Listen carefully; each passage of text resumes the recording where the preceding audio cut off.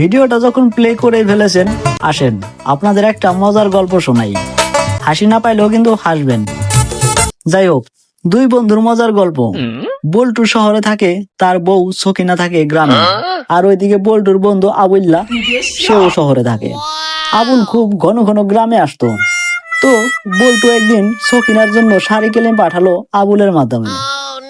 তো শাড়ির প্যাকেট খোলা দেখে সকিনা বুঝতে পারলো আবুল শাড়ির প্যাকেট খুলে দেখেছে। কিছুদিন পর আবার বল্টু সকিনার জন্য একটা ব্লাউজ কিনে পাঠালো সেই আবুল্লার মাধ্যমেই। আবারও প্যাকেট খোলা দেখে সকিনা বুঝতে পারলো আবুল প্যাকেট খুলে দেখেছে। বেশ কিছুদিন পর আবার বল্টু সকিনার জন্য এক প্যাকেট গরু দুধ কিনে পাঠালো ওই আবুল্লার মাধ্যমেই। এবার বুঝুন ঠেলাটা। এবার সকিনা প্যাকেট হাতে নিয়েই দেখে প্যাকেট তো খোলা, এর উপর আবার প্যাকেটের অর্ধেক দুধ নাই। তাই সকিনা রাগে দুঃখে বল্টুকে চিঠি লিখলো।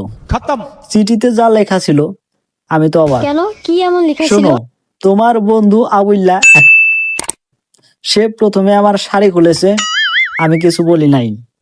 তারপর আমার ব্লাউজ খুলেছে, তারপরও তোমারে আমি কিছু কই নাই।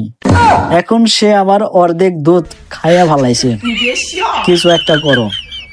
চিঠি পড়ার পর বল্টু তো পুরাই বেহুশ, আমিও বেহুশ।